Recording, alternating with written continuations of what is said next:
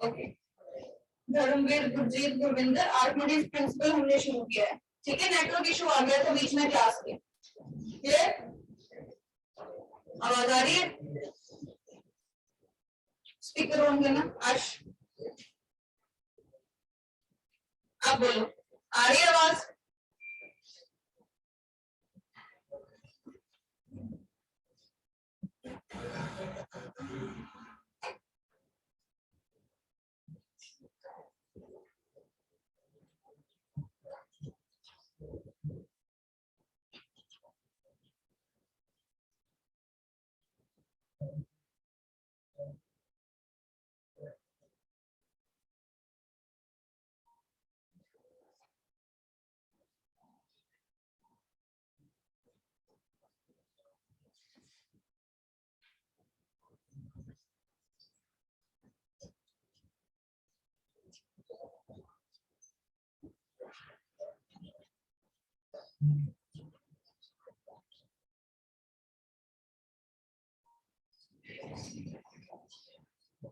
Okay, Gurvinder, am I audible?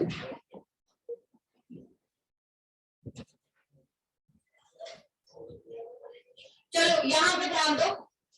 Archimedes principle states that when you immerse a solid body into liquid, wholly or partially, जरूरी नहीं है कि आप उसको पूरा इमर्ज करोगे, आधा भी इमर्ज कर सकते हो।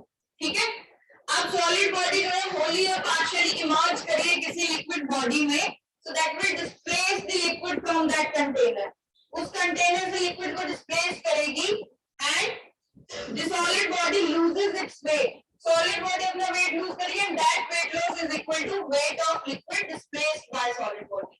अब वेट से समझ गए ना, वेट का मतलब क्या होता है? एक downward force, that is mass into acceleration due to gravity. एक डाउनवर्ड फोर्स होता है वेट। अब देखो, इसका वेट कम होने का रीजन क्या है? अब ये सॉलिड बॉडी ऊपर से जब हमने इमर्ज करी तो ये डाउनवर्ड फोर्स लगा रही है, जितना इसका वेट है उतनी डाउनवर्ड फोर्स लगा रही है। तो क्या लिक्विड इस पे ऑपोजिट फोर्स लगाएगा? देखो, खाली कप ले लो प्लास्टिक का, टंकी में अगर तुम उसको ऐसे बाल्टी में ऐसे उसको सीधा इमर्ज करोगे ना तो वो उछल के बाहर आ जाता है। तो किस वजह से है? तुमने उसको कंप्रेस किया, फोर्स लगाई, ठीक है, तो उतनी ही फोर्स तुम्हें नीचे से लिक्विड ने दी। अब लिक्विड ने उससे ज्यादा फोर्स दी, ठीक है, जितनी कप में फोर्स थी उससे ज्यादा फोर्स नीचे से लगी, इसीलिए तो बाहर आ गया। ठीक है, होता है ना, खाली प्लास्टिक की बोतल को तुम फिल करने की कोशिश करो भरी हुई बाल्टी से, ठीक है, उसको ऐसे हॉरिजॉन्टली पहले तो या फिर वर्टिकली उसको नीचे की तरफ प्रेस करो, उछल के बाहर आएगी बॉटल, आएगी ना। तो उस बॉटल पे लिक्विड क्या लगा रहा है? फोर्स। उसी की जगह तुम स्टील की बॉटल लो, स्टील की बॉटल जो है डूब जाएगी, डूब जाएगी ना। और तीसरी चीज ले लो, कोक की बोतल, 20 रुपए वाली कोक आती है ना जी, है ना? बोलो, क्या बोला मैंने?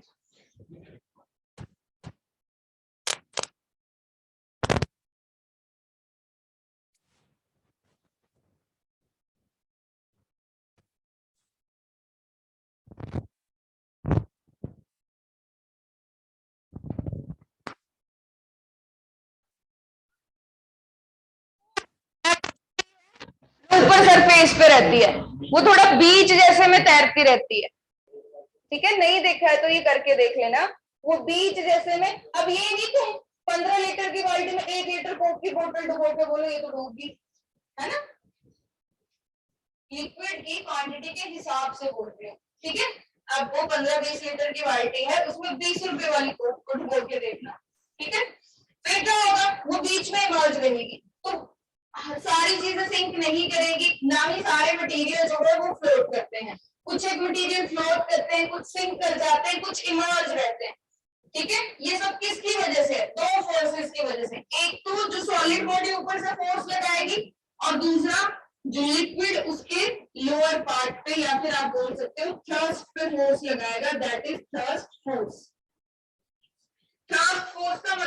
लोअर पार्ट जो है सॉलिड बॉडी का, उस पे जो फोर्स लगेगी, दैट इज थ्रस्ट। इसको थ्रस्ट की जगह बॉयंट फोर्स भी बोला जाता है। बॉयंट फोर्स बोलो या थ्रस्ट फोर्स बोलो, एक ही बात है, ठीक है, बॉयंट या थ्रस्ट। अब हो गया क्या, अगर ऊपर वाली फोर्स ज्यादा है तो चीज डूब जाएगी नीचे, और नीचे वाली फोर्स ज्यादा हुई तो ऊपर तैरेगी, और दोनों बराबर हुई तो इमर्ज रहेगी। ये आता है लॉज ऑफ फ्लोटेशन में।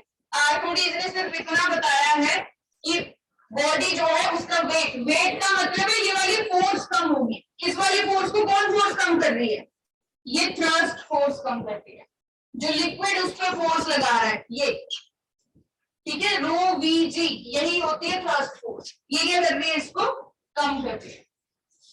बोला था ना जितना लिक्विड का वेट डिस्प्लेस होगा उतनी ही क्या होगा, इसकी वेट कम होगी, यानी कि जितनी यहां से फोर्स लगेगी उतनी ही ऊपर वाली फोर्स क्या होगी, कम। वेट का मतलब यही है ना, डाउनवर्ड फोर्स, तो ये फोर्स उतनी कम होगी नीचे, नीचे से थ्रस्ट फोर्स जितनी लगेगी। समझ गए, वेट का मतलब ये नहीं है कि आपने उनको तोलना है, यहाँ पे वेट का मतलब है फोर्स, एक डाउनवर्ड फोर्स जो लगती है, ठीक है, ये वाला वेट यानी ये वाली फोर्स कम होगी इस थ्रस्ट फोर्स की वजह से।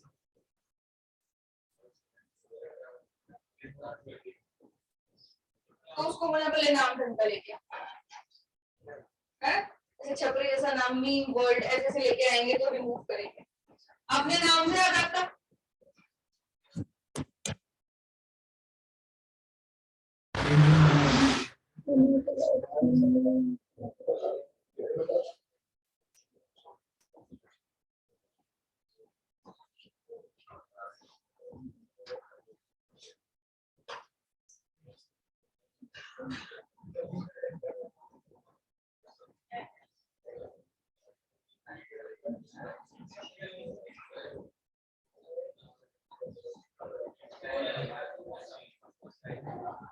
ओके गुरविंदर, अब ठीक है, चेक करो। ओके, समझ आया जो अभी तक पढ़ा है? Yes ma'am. ठीक है,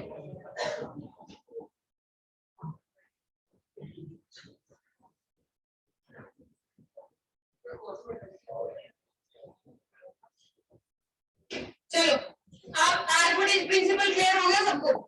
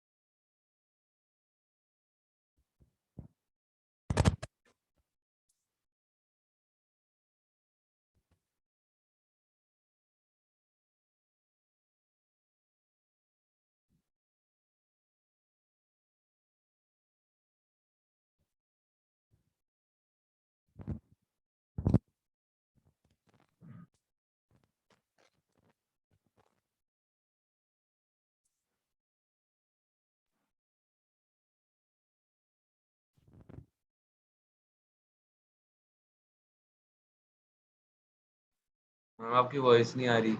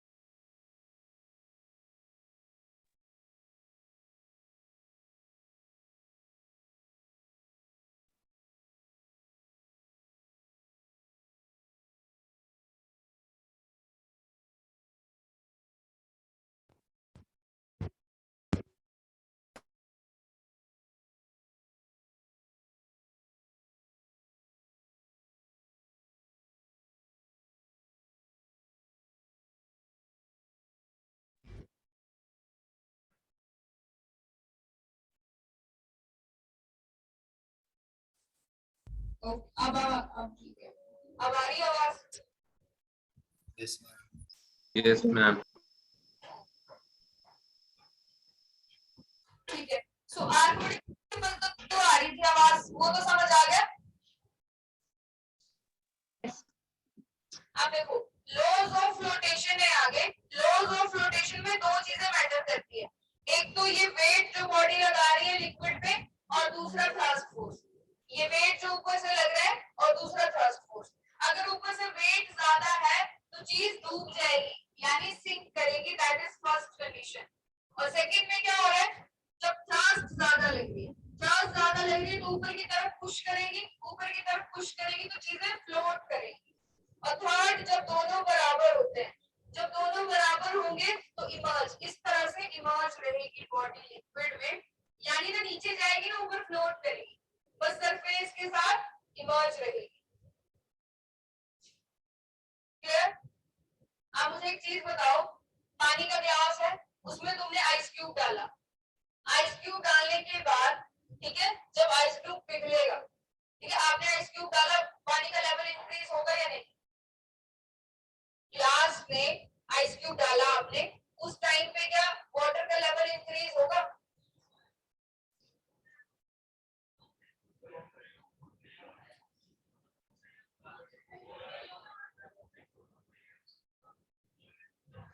होगा। जिस टाइम पे आप इमर्ज करोगे उस टाइम पे तो होगा।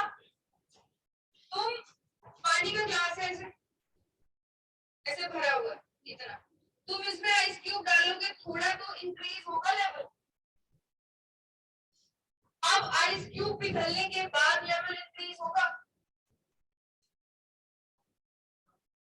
अब नहीं होगा।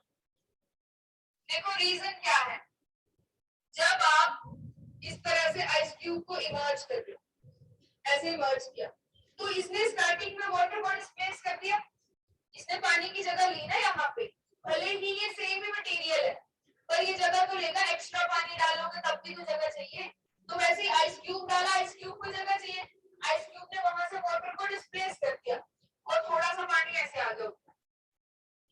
अब इसने अपना वेट एक ही बारी में डाल दिया जितना डालना था लिक्विड पे, या पिघलने के बाद वेट अलग से डालेगा? जितना वेट था, जितनी फोर्स थी डाउनवर्ड, इसने एक ही बारी में लगा दी, तो एक ही बारी में जितना वाटर वहां से डिस्प्लेस होना था हो गया। अब पिघलने के बाद कोई लेवल इंक्रीज नहीं होगा।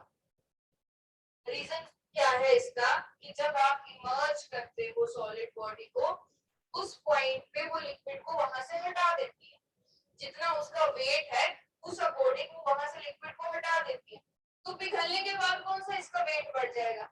वेट तो उतना ही रहेगा, तो जितना इसने लिक्विड डिस्प्लेस किया है, जितना स्पेस अपने लिए ऑक्यूपाई किया है, ये उसी स्पेस पे रहेगी। ठीक है, ये आइस क्यूब ने जितना स्पेस इसको चाहिए था ना इनिशियली,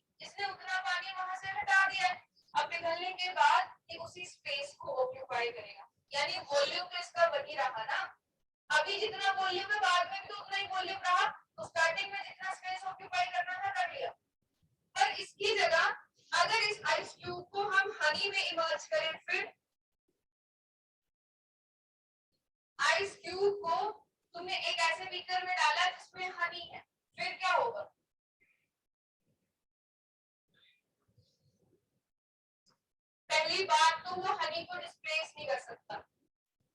पानी की डेंसिटी कम है, हनी की डेंसिटी ज्यादा है, तो आइस क्यूब जो है वो हनी को डिस्प्लेस नहीं करेगा, वो बस उसके सरफेस पे रहेगा।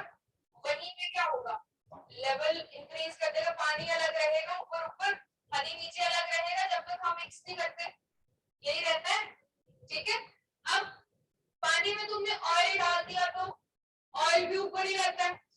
ठीक है, तो जिन चीजों की डेंसिटी कम है वो तो वैसे ही फ्लोट करेंगी, जिनकी डेंसिटी कम है वो तो ऊपर फ्लोट करेंगे ना, और जिन जो भारी चीजें हैं जिनकी डेंसिटी ज्यादा है वो नीचे रहेंगे। अब आइस क्यूब की डेंसिटी ज्यादा होती है वाटर की, वाटर की, तभी तो आइस क्यूब उसके ऊपर तैर रहा है। ऑयल जो है उसकी डेंसिटी कम होती है, इसीलिए ऑयल जो है पानी के ऊपर तैर रहा है। पर तुम उसकी जगह मरकरी, हनी, ये सारी चीजें ले लो, ये डूब जाएंगी पानी में, क्यों, इनकी डेंसिटी ज्यादा है। क्लियर, समझ आ गई लॉज ऑफ फ्लोटेशन और आर्किमिडीज प्रिंसिपल।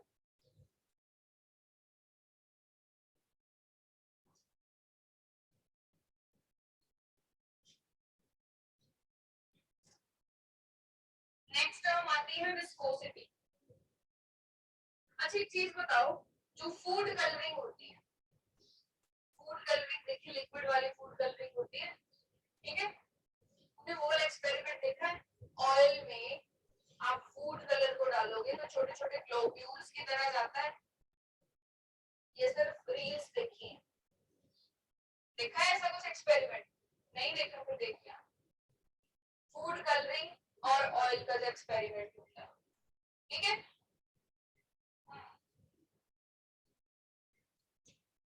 तो फोन, जैसे कि मैंने बोला कभी तुमने फोन चलाना है, वैसे तुम फोन नहीं चलाते, वीडियो देखनी है, उसके लिए तो फोन खोलना पड़ेगा, है ना।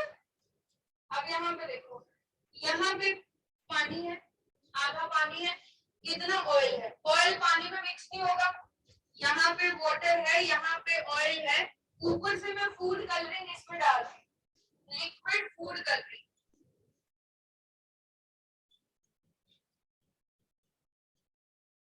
आप वो फूड कलरिंग क्या ऑयल को क्रॉस कर देंगी, ऑयल को क्रॉस करने के बाद में वो वाटर को क्रॉस कर देंगी, ये आपने मुझे कल बताना है, ठीक है। पानी ऊपर ऑयल है, अब फूड कलरिंग हम डालेंगे, या वो ऊपर ही रहेगी या ऑयल को क्रॉस करके इस सरफेस पे रहेगी या नीचे तक आ जाएगी, ये चीज आपने मुझे बतानी है। छोटा सा सिंपल सा एक्सपेरिमेंट है।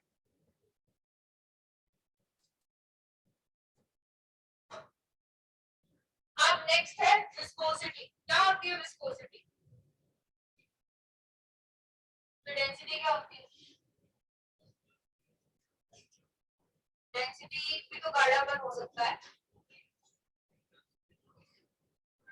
हाँ जी, क्या बोलो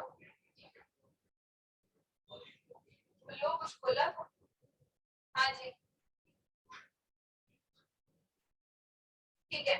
अब आप लोगों ने बोला कि गाढ़ापन, तो डेंसिटी क्या होगा? डेंसिटी भी तो गाढ़ापन ही है ना।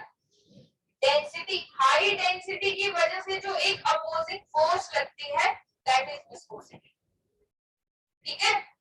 होता क्या है, अब जैसे कि फ्रिक्शन है, दो सरफेसेस कांटेक्ट में होते हैं तो उनके बीच में एक्ट करती है फ्रिक्शनल फोर्स, वैसे यहाँ पे एक फ्रिक्शनल फोर्स की तरह ये काम करती है। पर देखो, ये सरफेस है, सरफेस के ऊपर तुमने पानी गिराया, तो सरफेस और पानी के बीच में तो फ्रिक्शन होगा, सरफेस और पानी के बीच में तो फ्रिक्शन होगा। पर अगर मैं पानी की लेयर्स की बात करूं, सरफेस की बात नहीं हो रही है, यहाँ पे उस लिक्विड या फिर उस गैस की लेयर्स की बात हो रही है। देखो, आप जैसे कि एरोप्लेन मूव करता है ना, तो एयर रेजिस्टेंस होता है, एयर फ्रिक्शन होता है, जब एरोप्लेन के साथ एयर जो है कांटेक्ट में आएगी, वो एयर फ्रिक्शन है, ठीक है। पानी जो है सरफेस के कांटेक्ट में आता है, तो उन दोनों के बीच में भी फ्रिक्शन है। पर सिर्फ एयर की मैं बात करूं कि एयर का खुद में भी फ्रिक्शन होता है, लिक्विड का खुद में भी फ्रिक्शन होता है, क्योंकि जो भी चीज फ्लो करेगी उसको हम कंसीडर करते हैं लेयर्स में, कि कैसे फ्लो करेगी, लेयर्स में फ्लो करेगी। अगर ये लिक्विड की लेयर्स हैं तो इनके बीच में एक अपोजिंग फोर्स होती है जो इनको आगे बढ़ने से रोकती है, एंड दैट इज विस्कोसिटी। समझ गए? सरफेस के कांटेक्ट की बात नहीं हो रही है, वहां पे तो फ्रिक्शन होता है, इनकी लेयर्स के बीच की बात हो रही है, वहां पे जो एक अपोजिंग फोर्स काम करती है that is viscosity. And this viscosity या विस्कस फोर्स आप बोल सकते हो, ये डायरेक्टली प्रोपोर्शनल होती है एरिया बिटवीन लेयर्स। लेयर्स जो है जितनी ब्रॉड होगी, अब पानी है, पानी की डेंसिटी बहुत कम होती है ना, ठीक है, पानी जो बहता है बिल्कुल पतली सी लेयर में, क्योंकि उसकी डेंसिटी कम है, उसके कंपैरिजन में मरकरी या हनी, मरकरी तो रहने दो, वो तो ग्लोब्यूल्स की फॉर्म में आ जाता है। हनी देखो तुम, हनी की तुम जो लेयर देखोगे वो कैसी होगी, थोड़ी थिक होगी, उसकी लेयर थोड़ी थिक होगी, यानी उसकी लेयर्स के बीच में ये वाला एरिया क्या होगा, ज्यादा। तो जितना ज्यादा एरिया होगा उतनी ज्यादा विस्कस फोर्स होगी, पहली चीज। अब कोई भी लिक्विड फ्लो करता है, ये प्रैक्टिकली चाहे तुम किसी बिल्कुल हॉरिजॉन्टल सरफेस पे करके देख लो, तुम पानी गिराओ या कोई भी लिक्विड गिराओ, जब वो फ्लो करेगा तो हमें ऐसे दिखता है कि उसकी ऊपर वाली लेयर थोड़ी आगे है।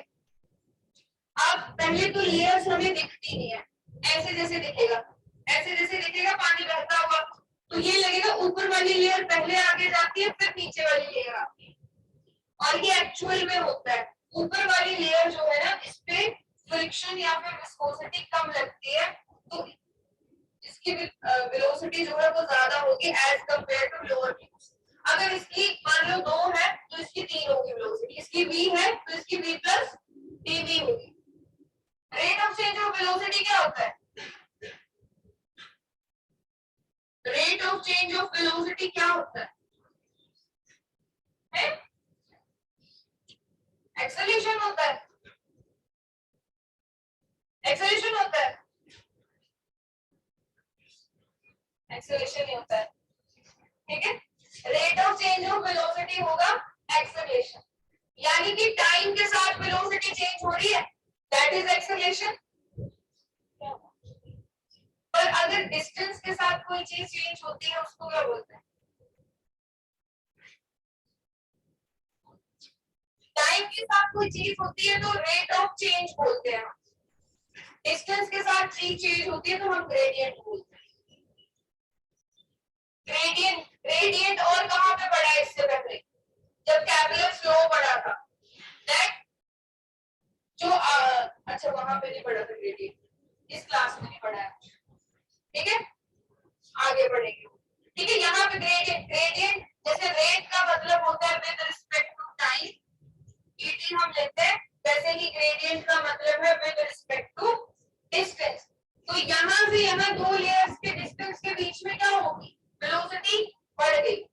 जब मैंने यहाँ से यहाँ का डिस्टेंस देखा ना, 2 लेयर्स के बीच का डिस्टेंस, तो मैंने देखा यहाँ पे वेलोसिटी v थी, यहाँ पे v प्लस dv होगी, तो कितना चेंज आया, dv चेंज आया विद डिस्टेंस dx, तो इसको बोलेंगे velocity gradient, change in velocity with respect to distance. किसी भी चीज में अगर डिस्टेंस के साथ चेंज आ रहा है तो उसको हम ग्रेडियंट बोलेंगे, जैसे कि टाइम के साथ चेंज आता है तो रेट बोलते हैं ना, डिस्टेंस के साथ चेंज यानी कि ग्रेडियंट, तो वेलोसिटी में डिस्टेंस के साथ चेंज आया तो ये हो गया आपका वेलोसिटी ग्रेडियंट। अब जितनी वेलोसिटी कम हो रही है, जितनी वेलोसिटी बढ़ रही है, यानी कि नीचे वाली लेयर पे उतनी ज्यादा अपोजिंग फोर्स लग रही है। मान लो इसकी वेलोसिटी है 2 मीटर पर सेकंड और इसकी है 4 मीटर पर सेकंड, कितने का डिफरेंस है, 2 का डिफरेंस है, यानी ऊपर वाली लेयर पे तो फोर्स कम लगती है, नीचे वाली लेयर पे फोर्स ज्यादा लग रही है, इसलिए इसकी वेलोसिटी ज्यादा कम है। अगर इनके बीच में डिफरेंस होता 1, यानी कि इनके बीच में जो विस्कस फोर्स है वो क्या है, कम है, तो इसीलिए वेलोसिटी ग्रेडियंट के डायरेक्टली प्रोपोर्शनल होगी, जितना चेंज उतनी ज्यादा अपोजिंग फोर्स। आप प्रोपोर्शनलिटी रिमूव करोगे तो यहाँ पे कोएफिशिएंट आता है ईटा, और ये माइनस क्यों है, क्योंकि फोर्स ऑपोजिट डायरेक्शन में, फोर्स ऑपोजिट डायरेक्शन में लग रही है इसलिए माइनस ईटा, और a dv बाय dx, ये आगे विस्कस फोर्स, ठीक है।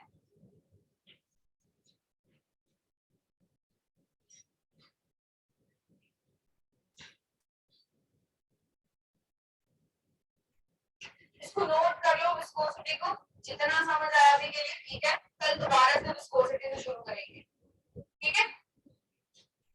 एप्लीकेशंस ऑफ विस्कोसिटी पढ़ के आनी है।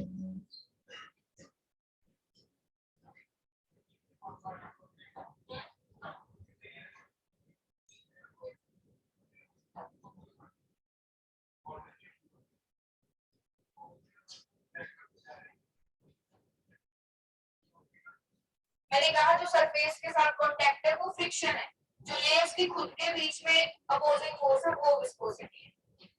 जैसे सरफेस पे पानी है, एक तो होगा बिल्कुल स्लैंटिंग ऐसे, तो पानी सीधा जाएगा, रफ सरफेस हो तो पानी आराम से जाएगा। वो सरफेस और वाटर के बीच का फ्रिक्शन है, वो विस्कोसिटी नहीं है। विस्कोसिटी है उसकी खुद की लेयर्स के बीच में जो अपोजिंग फोर्स है, ठीक है।